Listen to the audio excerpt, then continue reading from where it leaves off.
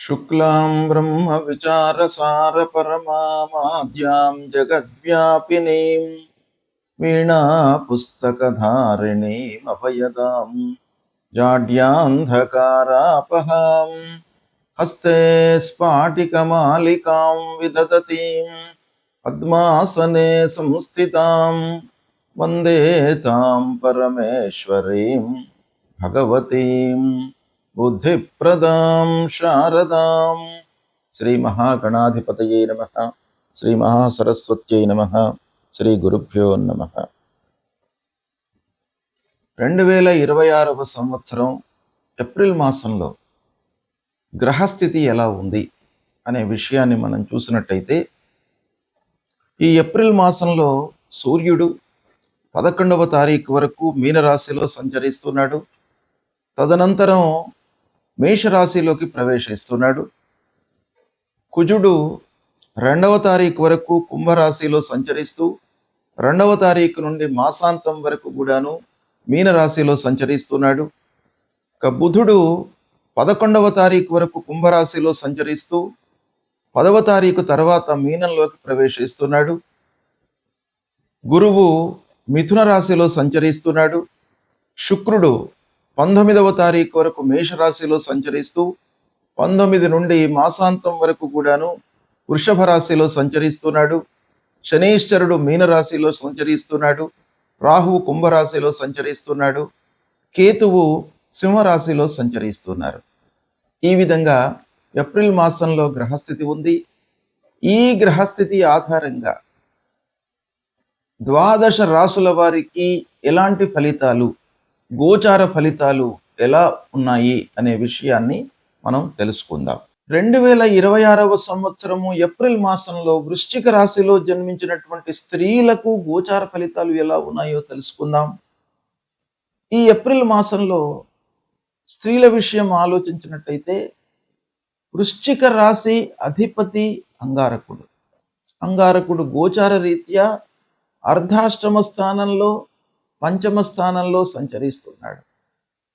కనుక ఇంటి వాతావరణం, ఇంటి లోపల అనవసరమైనటువంటి చర్చల మూలకంగా కొంత మనస్తాపానికి గురి కావడము, పిల్లల విషయంలో మీరు ఎక్కువగా ఆలోచించి తక్కువ ఫలితాలను పొందడం మూలకంగా కూడాను కొంత మనస్తాపానికి గురి కావడం అనేటువంటిది ప్రధానంగా ఈ మాసంలో స్త్రీల విషయంలో కనబడుతుంది. కనుక కొంత జాగ్రత్తగా నిర్ణయాలు తీసుకోండి, ధైర్యంతో ముందుకు వెళ్ళండి.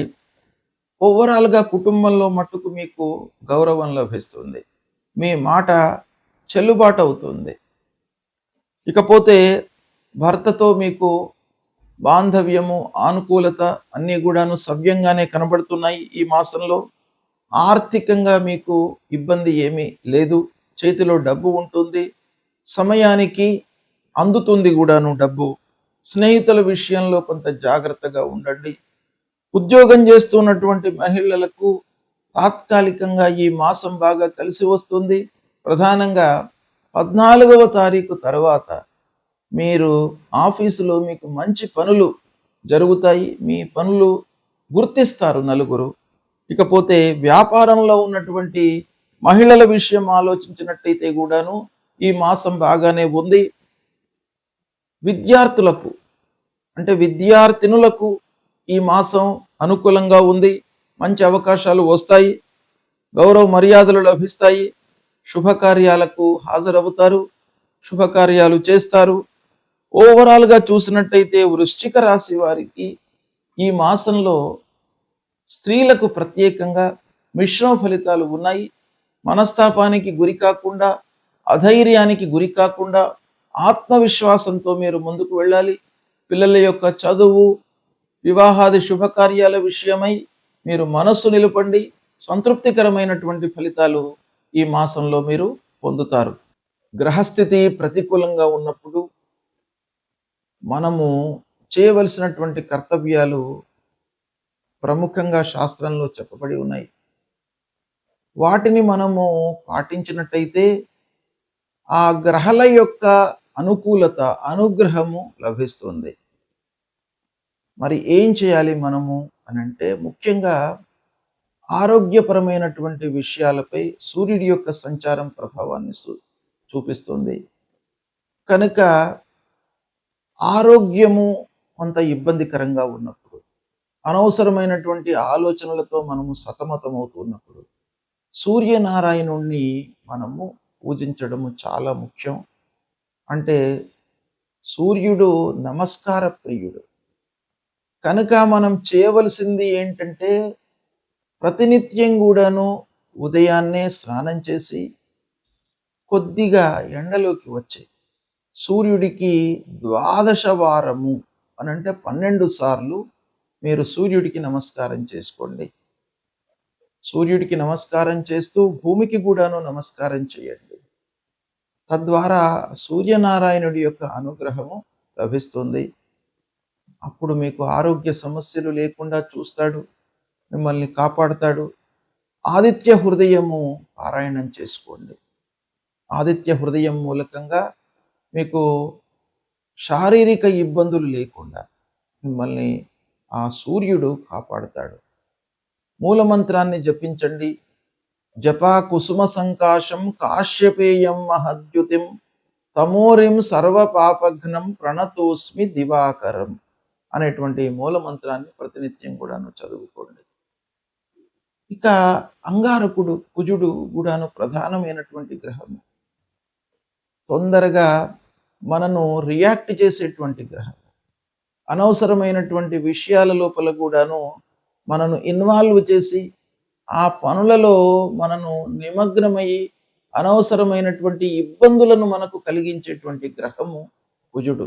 ప్రతికూలంగా ఉన్నప్పుడు మీరు సుబ్రహ్మణ్య స్వామి దేవాలయానికి వెళ్ళడము, సుబ్రహ్మణ్యాష్టకము చదువుకోవడము. ఇక కుజుడికి సంబంధించినటువంటి మూల మంత్రం ధరణి గర్భ సంభూతం విద్యుత్కాంచన సన్నిభం కుమారం శక్తిహస్తంచ మంగళం ప్రణమామ్యహం అనేటువంటి ఈ మంత్రాన్ని ప్రతినిత్యం కూడాను చదువుకోండి. అంగారకుడు మీకు అనుగ్రహించి అనుకూలమైనటువంటి ఫలితాలను ఇస్తాడు.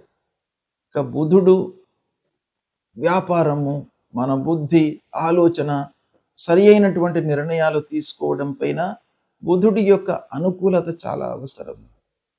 కనుక ఆ బుధుణ్ణి అనుగ్రహము కొరకై విష్ణుమూర్తిని స్మరించండి. విష్ణు సహస్రనామ పారాయణం చేసుకోండి ప్రతినిత్యం కూడాను. ఇకపోతే గురువు ప్రధానమైనటువంటి గ్రహము. గురు ప్రతికూలంగా ఉన్నప్పుడు సద్గురువులను సందర్శించుకోండి.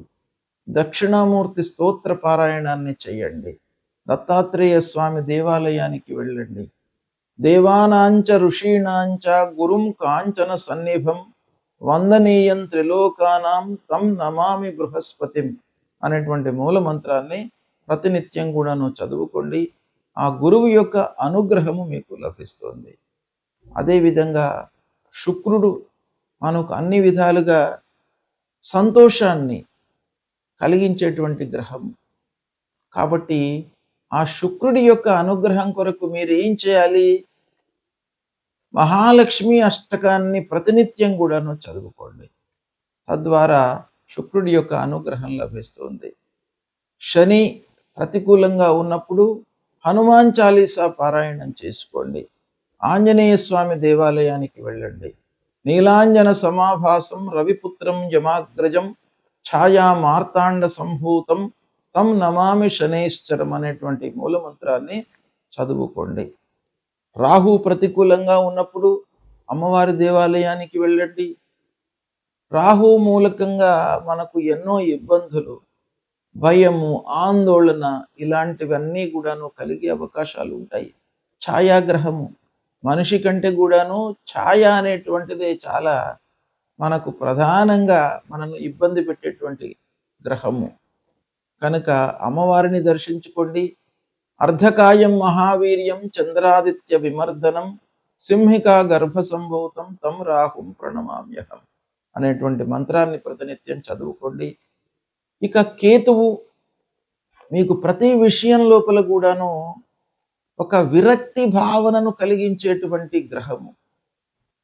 ప్రతికూలంగా ఉన్నప్పుడు తప్పకుండా మీ లోపల వైరాగ్యాన్ని ఇస్తాడు.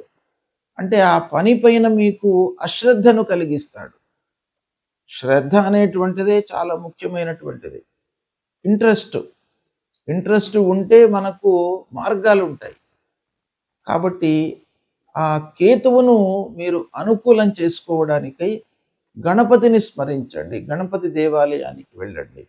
ఫలాశ పుష్ప సంకాశం తారకాగ్రహమస్తకం రౌద్రం రుద్రాత్మకం ఘోరం తం కేతుం ప్రణమామ్యహం అనేటువంటి మూల మంత్రాన్ని జపించండి. మీకు తప్పకుండా ఈ గ్రహాలకు సంబంధించినటువంటి దుష్ప్రభావము దూరమవుతుంది. ఆ భగవంతుడి యొక్క అనుగ్రహం లభిస్తుంది. భగవంతుణ్ణి నమ్ముకోండి. మీపై మీ విశ్వాసాన్ని పెంచుకోండి. అంటే ఆత్మవిశ్వాసాన్ని పెంచుకోండి, పరమాత్మను కొలవండి. తప్పకుండా మీకు శుభ ఫలితాలు కలుగుతాయి.